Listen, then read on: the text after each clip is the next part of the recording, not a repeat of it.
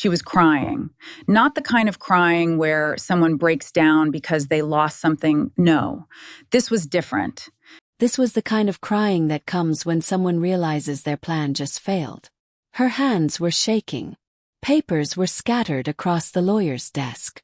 And for the first time in our entire marriage, she looked at me like she didn't recognize me.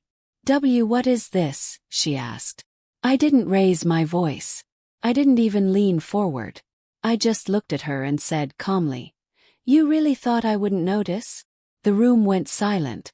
Her lawyer stopped talking. Mine didn't even blink. And that's when it hit her. Everything she had been planning. Every lie, every move, every fake smile over the past year. Already knew. My name is Daniel. And if you had asked anyone a year ago, they would have told you I had a normal life. Normal job. Normal house. Normal marriage. I met my wife Claire 6 years ago. She wasn't loud or overly charming. That's actually what drew me in. It felt steady. Predictable in a good way. The kind of person you think you can build something real with. And for a while we did. We bought a house together after 2 years. Nothing crazy, just something modest in a quiet neighborhood. We split expenses. Built routines. Sunday groceries, late-night movies. The occasional argument about stupid things like dishes or what to order for dinner. Felt real. Felt safe. But looking back now, I think the first signs were always there. I just didn't want to see them. Started small. Little comments that didn't feel like much at the time. "Do you really need to spend that much? Maybe you should let me handle the finances. You're not the best with money, you know that, right?" First I laughed it off. I mean, couples talk like that, right? But over time, it stopped sounding like concern. And started sounding like control. She began asking more questions. Not casual ones, specific ones. "How much do you have saved right now?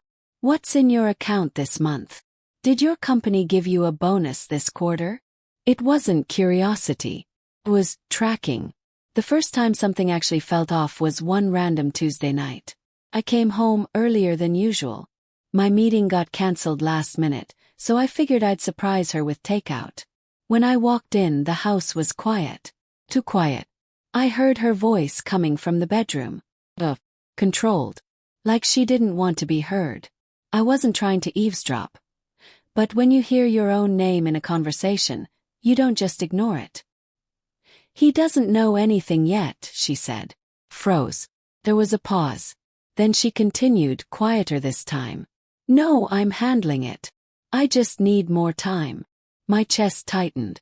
I stood there for a second, trying to convince myself I misunderstood. That maybe it wasn't what it sounded like. But then she laughed. Not her normal laugh. This one was different. Colder. "I told you once everything's in place, he won't be able to do anything." That was the exact moment something shifted inside me. I didn't storm in. I didn't confront her. I didn't even make a sound. I just stepped back quietly, walked out of the house and sat in my car. For almost 20 minutes I just stared at the steering wheel. Trying to piece together what I had just heard. Trying to convince myself there was another explanation. But deep down, already knew. When I went back inside, she was sitting on the couch like nothing had happened. Scrolling on her phone. She looked up, smiled like always. "Oh, you're home early." Like it was just another normal day. He nodded. Held up the food. "Yeah, figured I'd grab dinner." She smiled, got up, kissed my cheek. Completely normal. And that's what messed with me the most. Because either I had completely misunderstood what I heard, or she was really good at pretending. That night I didn't sleep much. My brain kept replaying her words over and over. "He doesn't know anything yet. Once everything's in place. Won't be able to do anything." Those aren't random phrases. Those are plans. The next morning I made a decision. I wasn't going to confront her. Not yet. Because if she was planning something, I needed to know what it was. Fully. So instead of reacting, I started watching. Over the next few weeks, I noticed things I had never paid attention to before. She started locking her phone. Not just with a simple passcode, Face ID, angle checking, the whole thing. She would take calls in other rooms, always lowering her voice, sometimes stepping outside. Her spending habits changed too. Not dramatically, but subtly. Smaller, frequent transactions. Transfers I didn't recognize. First, I thought maybe I was overthinking. But then one night, I saw it. She left her laptop open. Just for a second. She got up to grab something from the kitchen, and the screen was right there. I wasn't planning to look, but my eyes just went there. And what I saw made my stomach drop. It was a document. A legal document. I didn't even need to read the whole thing. The title was enough. Asset Division Draft. I didn't touch anything. Didn't scroll. Didn't click. I just stood there staring at those words. And suddenly, everything made sense. Questions. The tracking. Calls. She wasn't just thinking about leaving. She was preparing to take everything.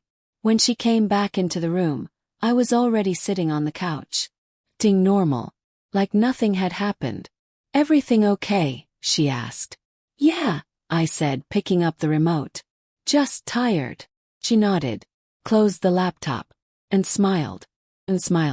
I don't think I'll ever forget it.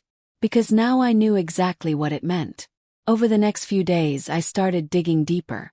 Carefully, quietly. I checked our shared accounts. Everything looked normal, at first glance. But when I looked closer, I started noticing patterns. Money being moved in small amounts. Not enough to raise alarms, but enough to add up over time. Then I checked the credit statements. There were payments I didn't recognize. Consultations. Legal fees. Different firms. That's when it stopped being suspicion. And became confirmation. She wasn't just planning to leave me. She was building a case. Financial one. And the worst part. She was doing it while sitting across from me every night. Eating dinner. Laughing. Asking about my day. Like none of this existed. I remember one night specifically. We were sitting at the table, eating like usual. She looked up at me and said, "You know, I've been thinking about our future." I almost laughed, but I kept my face straight. "Oh yeah," said. "Yeah," she smiled. "Just making sure we're secure." You know, secure. That word hit different now. I nodded slowly. "That's good." She reached across the table, held my hand. And for a second, I almost wanted to believe her. That maybe I was wrong. That maybe this was all in my head. But then my phone buzzed. A notification. From the bank. I glanced at it. And my stomach dropped. Another transfer. One I hadn't approved. I looked back up at her. She was still smiling. Still holding my hand. Like nothing had happened. That's when I realized something. This wasn't emotional. This wasn't impulsive. This was calculated. Planned. Precise. And if she was playing a long game, then reacting early would be the worst thing I could do. So I made another decision. I was going to let her continue. Let her think she was in control. Let her build whatever she thought she was building. Because if she was planning to take everything from me, then I needed to see the full picture. Every move. Every step. Every detail. And that's when I saw something that changed everything. It happened about a week later. She thought I was asleep. I heard her get up quietly, grab her phone, and walk out to the living room. I waited a minute. Then I followed. Silently. She was sitting on the couch, back turned to me. Talking again. Same low voice. Same controlled tone. "He still doesn't suspect anything," she said. Then. "No, I've already started moving things. He won't see it coming." Another pause. Then she said something that made my blood run cold. "I just need the lawyer to finalize everything. Then I'll file." That word echoed in my head. And in that moment, everything became clear. This wasn't just a possibility anymore. It was happening. She was about to make her move. And that's when I realized something even more important. I wasn't early. I was almost too late.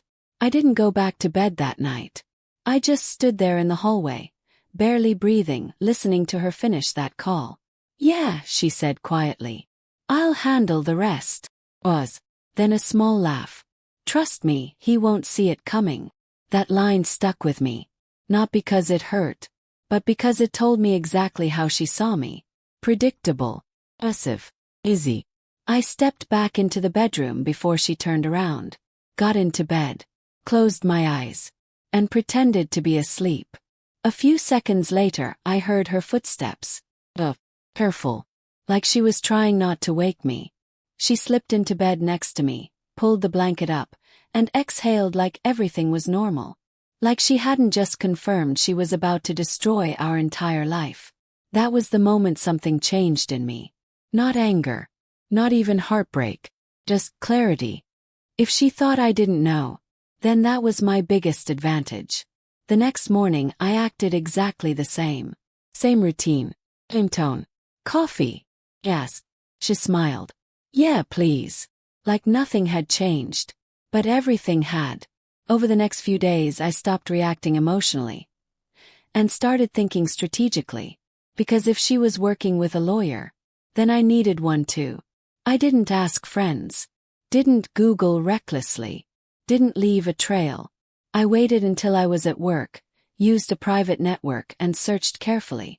High-rated divorce attorneys. Financial specialists. Asset protection. I wasn't looking for revenge. Not yet. I was looking for control. Found someone. A guy named Marcus. Older. The kind of person who listens more than he talks. I scheduled a consultation under a different name. Took a half-day off work. And drove across town just to avoid any chance of being seen. When I sat down in his office, I didn't start with emotions. I started with facts. I think my wife is preparing to divorce me, I said. And I think she's planning to take everything. He didn't react. Just nodded.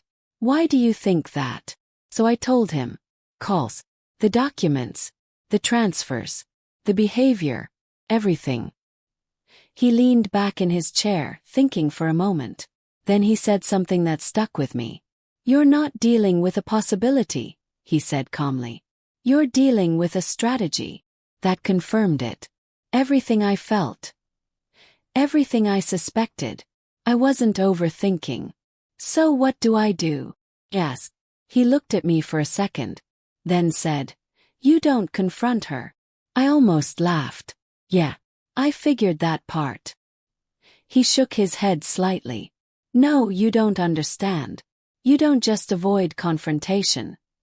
You let her continue. I leaned forward. Why? Because right now, he said, she thinks she's in control. That's when people make their biggest mistakes. That made sense. Too much sense. So I just wait. Asked. He shook his head again. No. You prepare. That's when things shifted from reactive to intentional. Over the next hour we mapped everything out. Carefully. Legally. Strategically. Step 1. I needed to understand exactly what she had access to. Step 2. Protect what I could without making it obvious. Step 3. Document everything. Every conversation matters, Marcus said. Every transfer. Every move. If this goes to court, patterns matter more than moments. Patterns. That word stayed with me. When I got home that evening, she was already there. Cooking. Music playing softly in the background. It looked normal. Too normal. You're late, she said, smiling. Yeah, work was busy, I replied. She walked over, handed me a plate. Same routine. Same tone. Same act. But now I could see it. Every movement felt rehearsed. That night I started my part. Quietly. First thing I did was open a new account. Not in my name alone. Not in any obvious way. Structured carefully, legally. Then I started redirecting things. Not large amounts. Nothing dramatic. Just small, consistent adjustments. The kind that wouldn't raise suspicion. At the same time, I stopped using certain shared accounts. Shifted my habits.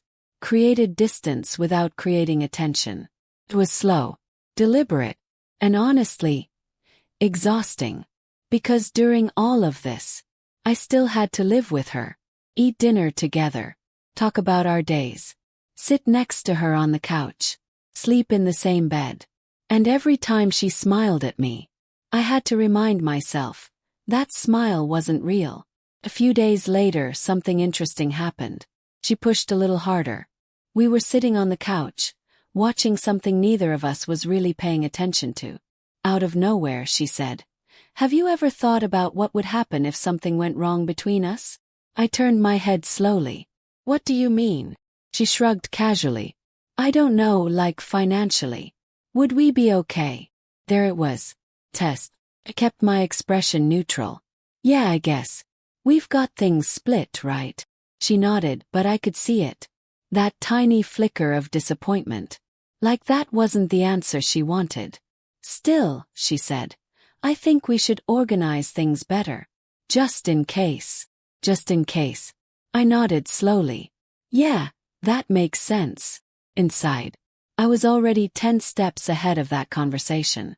That night I updated Marcus. Told him everything. "She's testing you," he said. "I figured." "Good," he replied. "That means she's getting close to making her move." Close.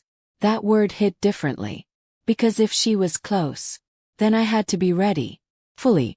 Over the next week, things escalated. She became more confident, more relaxed, like she had everything under control. The calls became more frequent, less careful.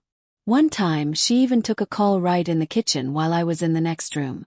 Didn't even bother lowering her voice that much.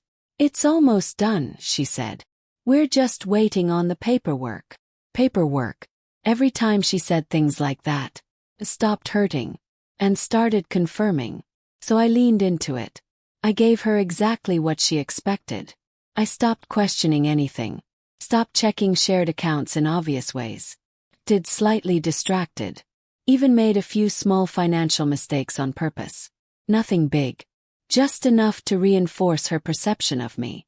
Predictable. Careless. Easy. And it worked. Because the more I played that role, the more comfortable she became.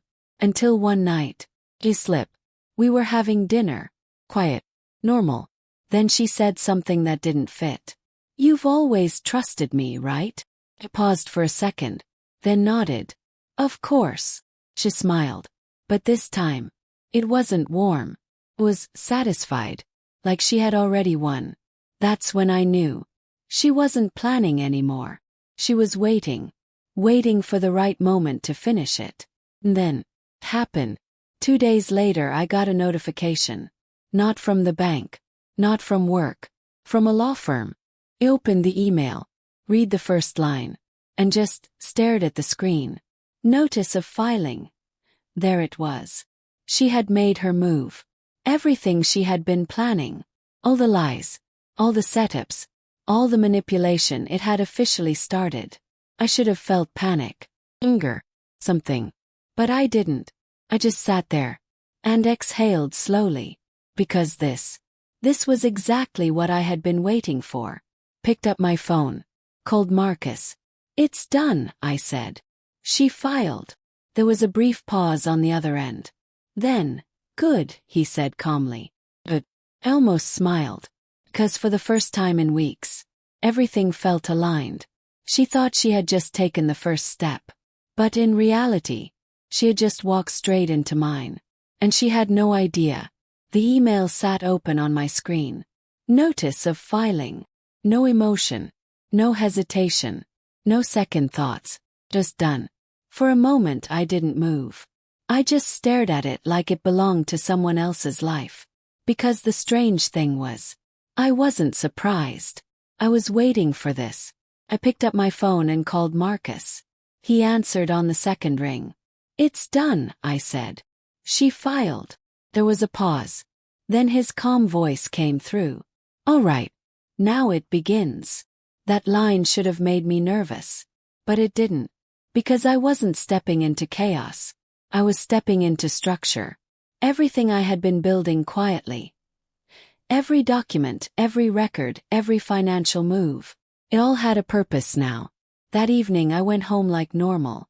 She was already there. Sitting on the couch. Phone in her hand. And when I walked in, she looked up and smiled. But this time it wasn't the same smile. It had weight behind it. Confidence. Finality.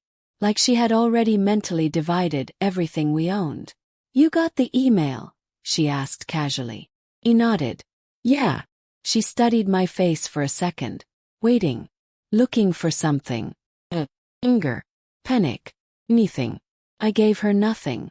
Just set my keys down and walked past her. "I'm going to change," I said. And that was it.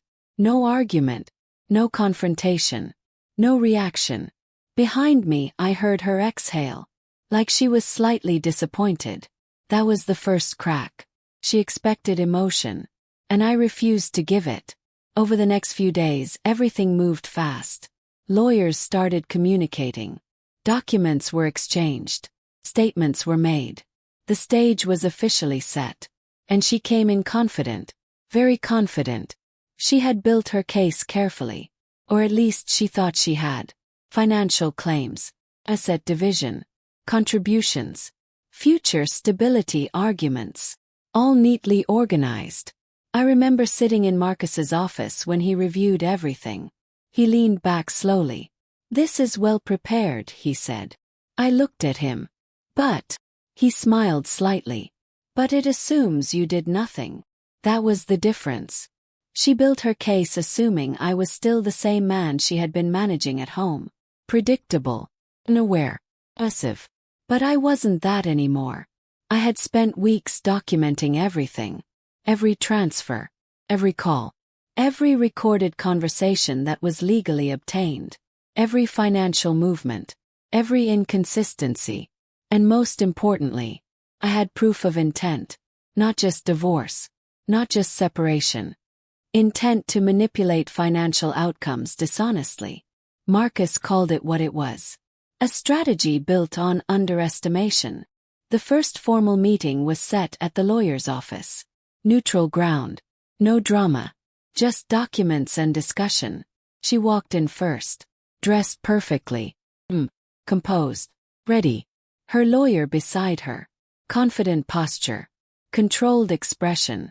Everything about her said one thing. I already won. I walked in a few minutes later with Marcus. No eye contact. No greetings. Just structure. We sat down. The room went quiet. Paperwork was placed on the table. And then it began. Her lawyer spoke first. As outlined in the filing, our client is seeking equitable division of shared assets. Standard. Predictable. Then he listed her claims. Oath. Savings. Joint accounts. Financial support. All carefully worded. She didn't speak. She didn't need to. She just sat there, watching me. Waiting for me to react. I didn't. Instead, Marcus leaned forward slightly. "We acknowledge the filing," he said calmly.